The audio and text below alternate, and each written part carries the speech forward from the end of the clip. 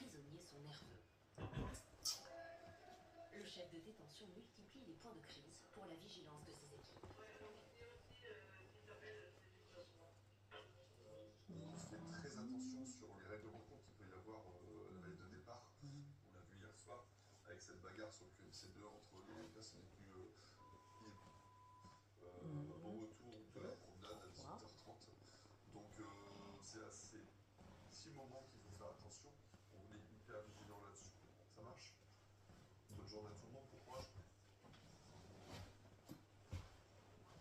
Au niveau des affectations, ça peut être compliqué parce que certains contenus ne sont pas compatibles pour des établissements de la région. Donc automatiquement, ils vont partir au niveau national un peu plus loin. Il y a un éloignement familial qui va se créer. Donc c'est leur manière à eux de montrer le fait qu'ils soient mécontents par rapport à l'affectation. Ils pensent qu'on peut faire changer les choses. Ça ne se décide pas à notre niveau. Les choses sont remontées. Maintenant, on n'a plus le temps de se retourner, quoi. Les départs sont actés. C'est plus possible de revenir sur les destinations. Mais c'est depuis l'extérieur que survient la révolte.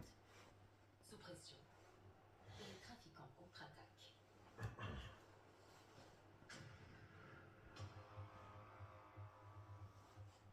Nuit du 14 au 15 avril 2025.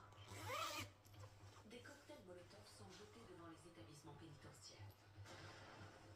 La même nuit, à Toulouse, la façade du centre de la Farlède est criblée de 15 tirs de Kalachnikov.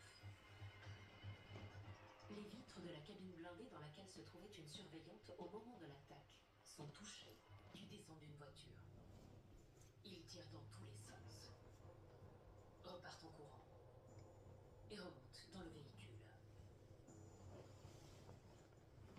L'individu tire en pagaille sur la porte avec une arme qui ne maîtrise même pas. Après, jeté. L'agent qui est au niveau de la porte, où il y a eu le tir, l'écran. À Vendôme, les surveillants suivent de près l'évolution de la situation. Ils sont inquiets. C'est quelque chose que je pensais jamais connaître dans ma carrière. Ça fait flipper, ça c'est clair. Ça fait très très peur.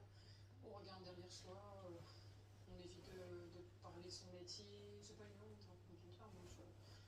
Je suis fière de porter cet uniforme. Maintenant, c'est quelque chose qui est hyper dangereux. Je sais que ma famille est inquiète, mais je n'ai pas l'intention de partir.